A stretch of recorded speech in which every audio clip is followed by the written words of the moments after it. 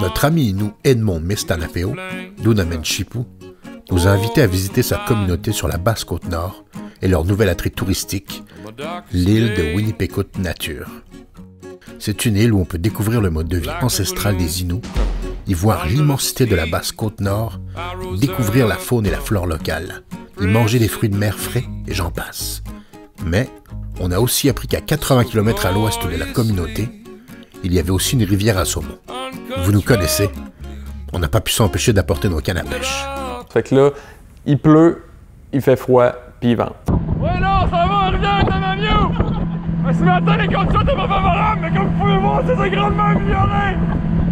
Maintenant, c'est extraordinaire!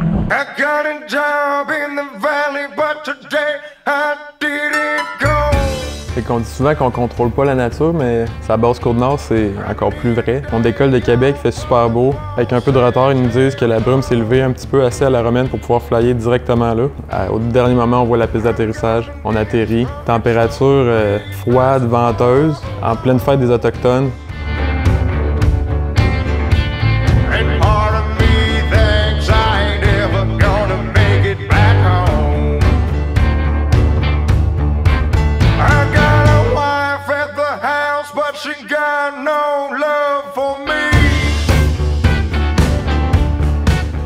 Alors, on fait le tour de la communauté, on visite un peu, puis départ pour l'île. On fait peut-être une demi-heure de bateau, on arrive à l'île, on est agréablement surpris, c'est très beau, c'est féerique, on est bien accueillis. Puis les gars nous disent « Go, on va à la pêche au mort ». Pas lâcher, hein? Non, il veut pas lâcher. Tu le flottes? Venez là! Fait qu'on part, on prend nos épuisettes, on apprend la technique. Ça n'a pas été long, c'est vraiment... faut vraiment y aller tranquillement, faut réussir à le voir. Premièrement, une fois que tu le vois, tu y vas tranquillement par en arrière. Dès que tu touches la queue, normalement, il y a un mouvement de réflexe qui fait que le homard se rentre dans l'épuisette. La première pêche au homard, PA a réussi à prendre un homard de 4 ou 5 livres, qu'il a failli échapper, qu'il l'a repogné, qu'il a réussi à le repogner parce que le homard se tenait sur le filet. Il a réussi à le pogner, on remet ça dans la marmite. Puis après ça, les guides, ben, ils nous expliquent, là, ils ont vraiment une façon de déterminer si le homard, on peut le garder ou pas. C'est la tête du homard, il faut qu'elle fasse au moins un bon 4 pouces. Fait qu'avec leurs mains, ils vont valider qu'il fait pas, s'il fait pas 4 pouces, ils le remettent à l'eau. Les homards qui avaient des œufs qu'on pouvait voir là en dessous de la queue, ça retournait à l'eau pour être sûr qu'il y en ait d'autres qui reviennent les autres années. Mais tu sais, même avec tout ceux qu'on a dû remettre à l'eau, il nous en restait pas mal pour le lunch. C'était juste trop bon, le lunch surf and turf sur l'île. En pleine mer, vraiment, c'est juste trop beau voir ça.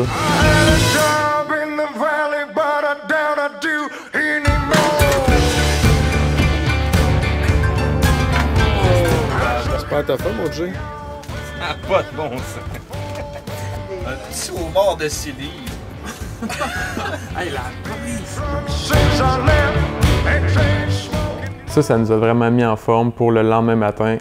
Parce que là, vraiment, les éléments se déchaînaient. On attendait un bateau qui devait arriver. Finalement, le bateau ne peut pas partir de la romaine parce qu'il fait pas assez beau. Fait qu'on repart pêcher du homard.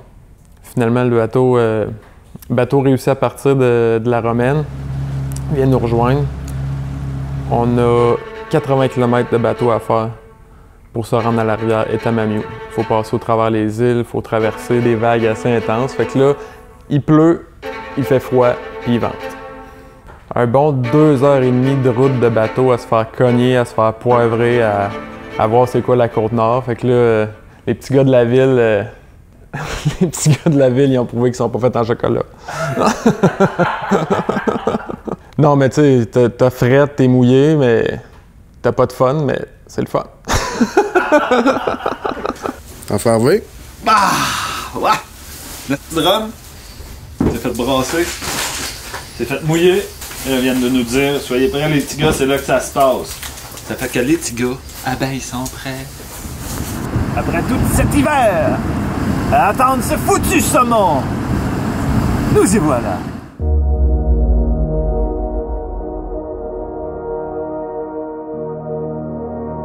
À cause de la température, tout ça, on avait seulement 24 heures de pêche pour le saumon. Vent du nord, 40-60 km/h stead, des rafales à 60-70. On se fait poivrer, c'est épouvantable, de la misère à placer nos mouches. On fait juste se lever notre soie et on la dépose 100 pieds plus loin. On commence à pêcher. Je m'installe pour ma première drop. Je fais peut-être une dizaine de lancers. Je pique un saumon. Je les garde au bout de la ligne peut-être 10 minutes. Le temps de remonter la rivière. On se place sur le bord de la rivière. On se tasse du courant finalement.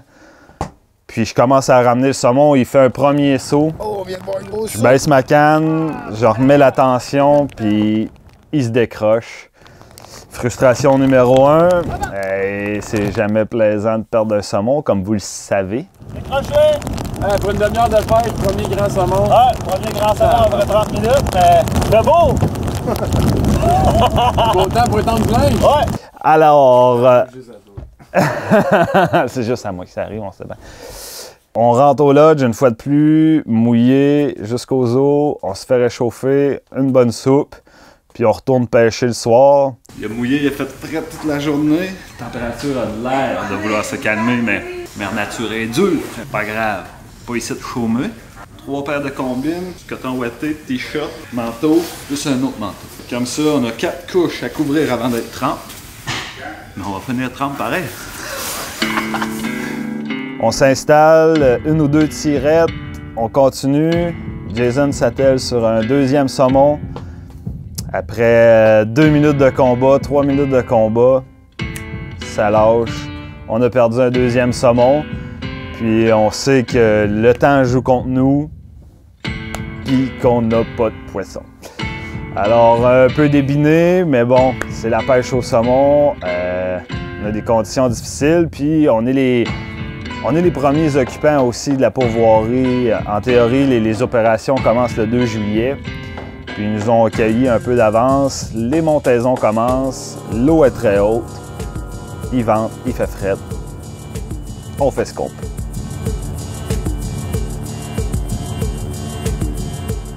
On revient au chalet, on se fait à souper, on se repose, on se réchauffe. Les guides nous disent demain matin, on va se lever plus tôt. Puis on va aller pêcher l'embouchure de la rivière pour prendre la truite de mer. Fait que on se met à prendre la petite truite. 1, 2, 3 truites. On est en train de prendre des petites shots, des petites truites à JS. JS, il est bon pour les petites truites, il faut quand même y donner. Puis pendant ce temps-là, je lance ma soie dans le courant. Je suis en train de laisser ça descendre. Puis ça cogne. Ça se met à dériler. Puis la soie sort. Puis là, je sais que c'est quelque chose de beau. Je commence à ramener ça. Elle donne 2-3 runs. Mais on est trop énervé, trop content. On amène ça au bateau.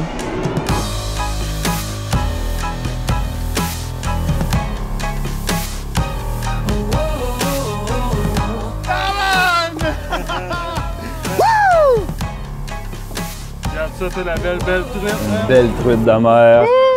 Peut-être un 3 livres, 3 livres et demi. Ça, c'est une belle truite. Puis il était minuit moins 1. On est en train de prendre des photos, puis on entend les moteurs arriver. C'est notre taxi qui arrive. On pack le stock, on sort de là, puis on revient à notre île du premier soir. Sur le chemin de retour, on arrête à l'île de la Brume. Puis on fait l'observation des maquereaux, puis les maquereaux, ça c'est dans l'eau. Fait que les maquereaux, eux autres, ils montent dans les falaises se reproduire, c'est bien spécial. C'est des pingouins, mais qui nagent dans les airs. On fait un arrêt à l'île de la Brume, observer les maquereaux. Maquereux. On arrête à l'île de la Brume, on se met à observer les maquereaux. Macareux. Mistamente nespet takunya kasi takunya si hatu apa teme ko mate ina ne taya te mami ni gato apin pegat no te ni gatila on tate no ai tu tati se mantivat men takunya si hatu amimi wa patate ni wati meni na ni ya wes stapatane si wa teme nyunan ma hiamenan mak Aitnante inoito. Awene jadi kita ke mestana kum nogati takuhanya ute ntasina son mehi.